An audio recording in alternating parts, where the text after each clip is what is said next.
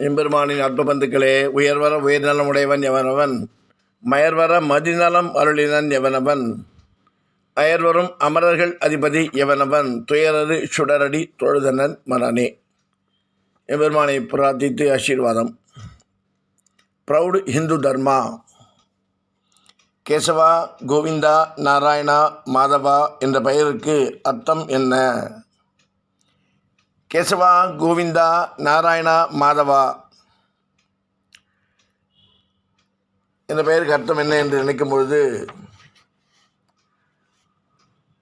கருட புராணம் பிரம்மாவின் பெயர் உட்பட உலகத்தில் உள்ள அனைத்து உயிர்களுக்கும் விஷ்ணுவின் பெயர்களே, விஷ்ணுவின் நாமங்களே.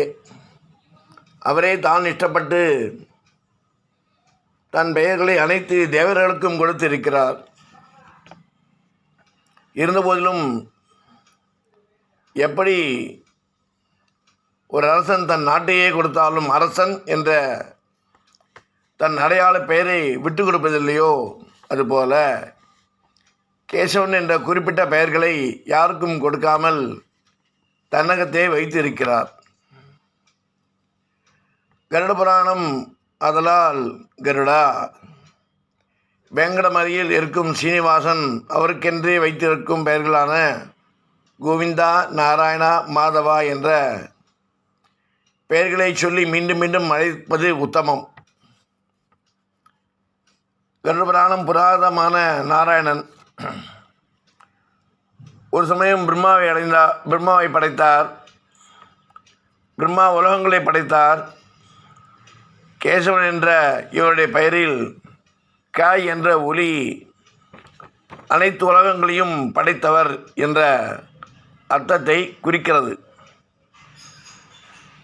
அதுபோல பிரம்மாவின் நெற்றியிலிருந்து சுயமாக வெளிப்பட்ட ருத்ரன் ஈசனாக இருந்து சம்ஹார காரியங்கள் செய்கிறார். உண்மையில் படைத்தல் அழித்தல் என்ற இரண்டு காரியத்தையும் இவரேதான் பிரம்மாவாகவும் ருத்ரனாகவும் இருந்து கொண்டு செய்கிறார். இதனாலேயே இவருக்கு கேசவன் என்ற பெயரும் உண்டு. கருடபுராணம் உலகத்தில் மனிதனாக பிறந்த எவனும் நாராயணனை சரணாகதி செய்வதால் மட்டுமே சம்சார துக்கத்திலிருந்து விடுபட்டு மோட்சமடைய முடியும். மனிதன் நரன் நாரா என்று உலகத்தில் பிறந்த எவரும் ஆசிரியிக்க தகுந்த ஒருவரே அவரே விஷ்ணு.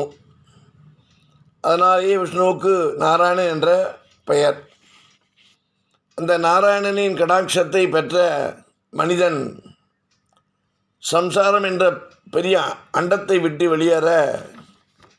வெளியேறி மோட்சம் அடைகிறான். சம்சாரம் என்ற அண்டத்தை விட்டு அகலும்போது அவனுக்கு மோட்சம் கிடைக்கிறது. கருட புராணம் ககேந்திரா நாரா என்ற சொல்லுக்கு தண்ணீர் என்றும் அர்த்தம் உண்டு. நதியில் உள்ள தண்ணீர் எப்படி அதன் உற்பத்தியாகும் இடத்தையே ஆசிரியித்து அண்டி இருக்கிறதோ, அதுபோல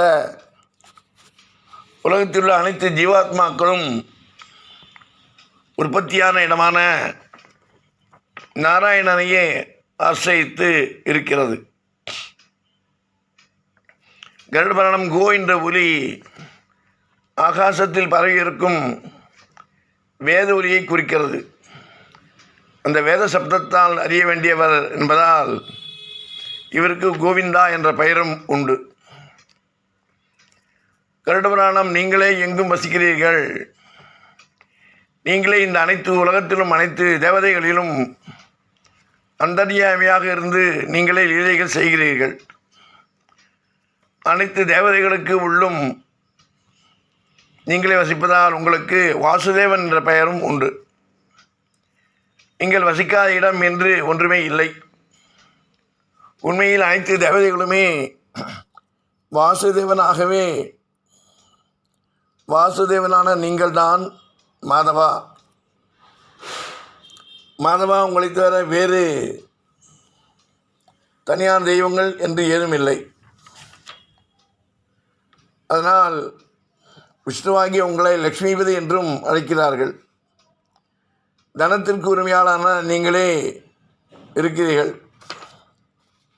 மாதவனான லக்ஷ்மியை உடையவர் என்பதால் பண்புள்ளவர்கள் உங்களை மாதவன் என்றும் அழைக்கிறார்கள். லக்ஷ்மிபதி உங்கள் பக்தர்களை நீங்களே காக்க வேண்டும்.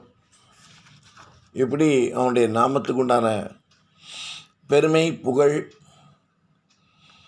அதற்குண்டான பலம், அதற்குண்டான பயன், அதற்குண்டான அனைத்து நற்செயல்களையும் குறித்து காட்டுகிறது இந்த நாம பலத்தால். இதை நாம் புரிந்து கொண்டு நம்முடைய இந்து தர்மம் எப்படி, நாம் இந்துவாக வாழ்கிறோம், பாரத நாட்டில், பாரத தேசத்தில் வாழ்கிறோம், ஆன்மீக பூமியில் வாழ்கிறோம். ஆன்மீக பூமியே நமக்கு ஒரு சிறந்த பாதுகாப்பான பூமியே பாரத தேசம் என்பதை ஒவ்வொருவரும் உணர்ந்து கொண்டுள்ளாக நாம் படித்த, நாம் கற்ற அனைத்து கல்வியும் பலன்களும் நம்முடைய பாரத தேசத்திற்கே அர்ப்பணிக்க வேண்டும்.